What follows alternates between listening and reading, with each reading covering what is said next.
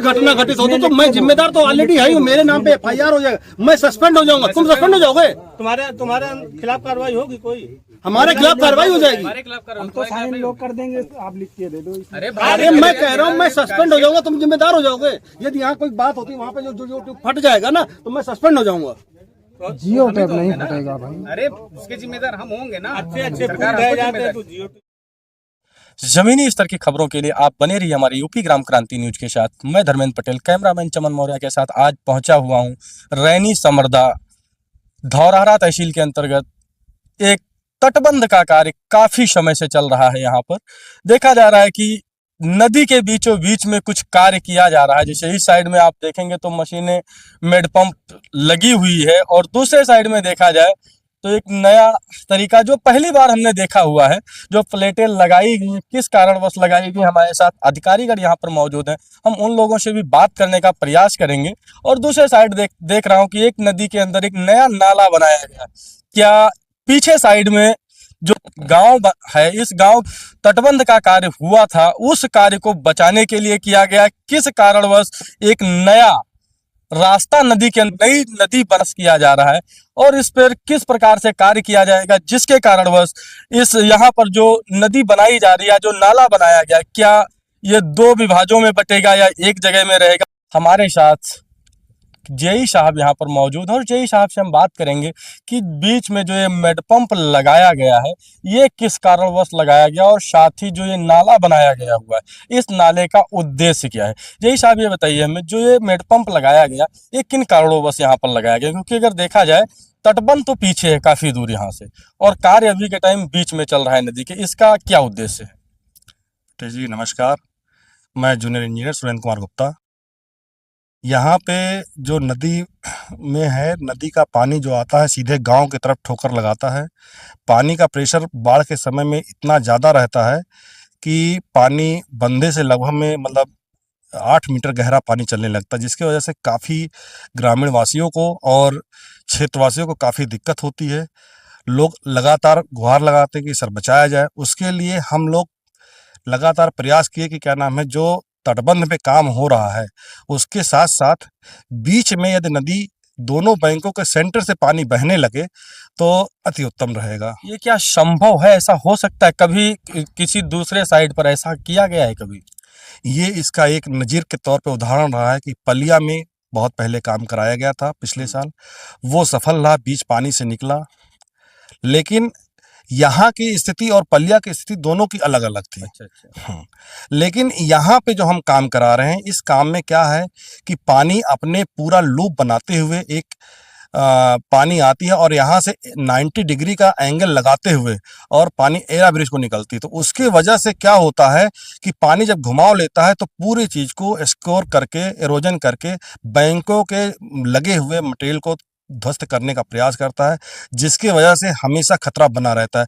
उस खतरा से बचने के लिए हम लोगों ने क्या किया कि बीच सेंटर में जो दोनों बैंक है, दोनों बैंक के बीच सेंटर में एक छोटा सा यूनिट बनाया है कि पानी आए, जब पानी मैक्सिमम स्टेज में चलेगा तो उस स्टेज में पानी उसी धारा में चले, तो दोनों तरफ का पानी जब फैलाव बराबर ले लेगा तो लोगों को कोई प्रॉब्लम नहीं होगी।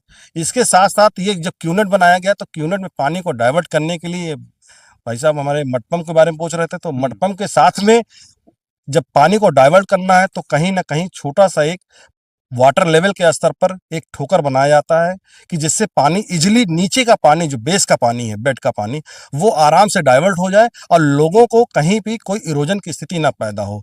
इसी वजह से यहाँ पे एक डाइवर्ट करने हेतु क्या नाम है, ये मटपम्प लगाया गया है। यहाँ पे एक कुछ तरीके से मटेरियल लगा के इसको पानी को पूरी तरह से मैं प्रयास करूंगा कि नीचे का पानी इस यूनिट के माध्यम से निकलने लगे, और जब बाढ़ के समय में पानी आए तो ये पानी पूरे क्षेत्र में यहाँ पे फैलाव करके निकले, और बीच का पानी बेस में बेहतरीन तरीके से पानी नीचे नीचे जो तेजी से पानी निकलता है वो नीचे नीचे आसान से बीच से निकले, वो बैंक के किनारे से ना निकले। बिल्कुल। अच्छा, एक साइड में जैसे ये देखा जा रहा है, इस साइड में ये जो लगाया गया हुआ है, ये इसका महत्व क्या है? ये सर एक बहुत ही तरीके से पिछले कुछ समय में वैज्ञानिकों ने लगातार खोज किया था। इसका एक ये इसको सबमर्ज वेन बोलते हैं। सबमर्ज वेन का काम क्या है कि पानी के डायरेक्शन में एक विक्षोभ पैदा करके और पानी को धारा को जिस तरफ ले जाना चाहते हैं क्यूनेट या किसी तरफ में, तो उस तरफ ले जाने का प्रयास करता है। तो ये एक नवाचार किया गया है, इसका प्रयास किया जा रहा है कि ये अपने क्षेत्र में, धौरहरा क्षेत्र में, शारदा नदी में भी एक नवाचार अच्छे तरीके से हो। और इसका उद्देश्य, यदि ये बहुत कम पैसे में नदी को हम अपने जगह पे डाइवर्ट कर ले जाते हैं तो आने वाले समय में इसका उपयोगिता बहुत ज़्यादा होने की संभावना है। ये हमारे धौरहरा क्षेत्र में पहली बार किया जा रहा है। पहली बार लगाया गया, पहली बार लगाया। अच्छा, यहाँ पर जैसे जो आप अभी बता रहे हो, जो जियो ट्यूब डाला जाएगा, तो ये इस छोर से उस साइड तक मतलब पूरा बांध दिया जाएगा? सर, ये जियो ट्यूब इस समय LWL का पानी चल रहा है। मिनिमम वाटर डेप्थ है यहाँ पर 1 मीटर। और जिस जगह से नदी से क्रॉस करके आए हैं वहाँ पे लगभग में गहराई है 4.5 से 5 मीटर। यदि हम यहाँ पे इसी वाटर लेवल पे एक मटेरियल जियो ट्यूब होता है उसमें हम डाल देंगे तो उससे क्या होगा कि पानी का थोड़ा सा ठोकर लेके क्यूनेट में पानी अभी जाने लगेगा। और जब पानी बाढ़ का आएगा तो ये बाढ़ का पानी इसी क्यूनेट के माध्यम से तेजी से निकलेगा और दोनों तरफ, दोनों बैंकों पे दबाव कम हो जाएगा। साथ ही साथ ये पानी इसी वाटर लेवल पे, जब हमारा पानी का लेवल यहाँ से 2 से 3 मीटर बढ़ जाता है, लगभग में बाढ़ के समय में इस पानी के लेवल से 4 मीटर ऊंचा पानी बहता है। तो क्या होगा कि जो नीचे ट्यूब लगा रहेगा उसके ऊपर से पानी निकल जाएगा, तो ग्रामीण वासियों को किसी भी तरह का कोई समस्या नहीं होगी, ना कहीं पानी ऊपर की तरफ फूलेगा और ना नीचे की तरफ दिक्कत होगी। बात किया जाए तो ग्रामीणों में रोष देखने को मिल रहा है कि ग्रामीणों का कहना है कि अगर ये इस जगह पे अगर बांध दिया जाता है तो हमारी जमीनों और हमारे मकानों को खतरा हो सकता है इससे। सर, ग्रामीण लोगों को कुछ लोगों ने भ्रमित कर रखा है। उन लोगों को लगता है कि हम यहाँ पे एक बांध जैसा बना देंगे और फिर पानी उस पार नहीं जा पाएगा।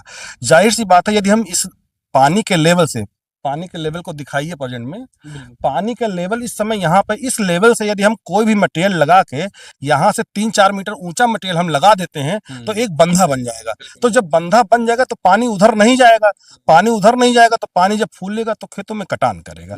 वो उनको यही बात बता के भ्रमित कर दिया गया है। कुछ थोड़ा सा मतलब कहेंगे कि थोड़ा सा कम पढ़े लिखे लोग हैं, उनको जानकारी नहीं है, उनको भरमाना बहुत आसान होता है, उनकी ज़मीनें बचेंगी। लेकिन अब भरमा दिया गया तो उनको इसीलिए रोष है।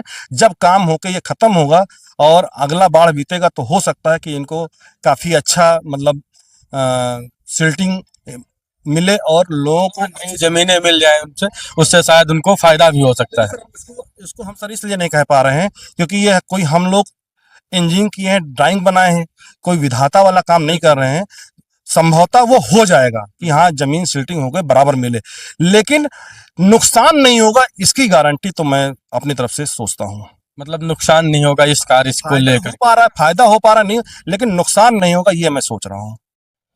जैसे कि आप सभी लोगों ने देखा कि अधिकारियों का जो बयान है यहाँ पर कि ग्रामीणों को इस कार्य से लेकर के फायदा हो सकता है, नुकसान की गारंटी है, नुकसान 0% का भी नहीं होगा। लेकिन लोगों के अंदर एक आक्रोश भरा हुआ है कि अगर ये कार्य हुआ तो कहीं ना कहीं हमारे घर और हमारी जमीनों को काफी ज्यादा नुकसान देखने को मिल सकता है।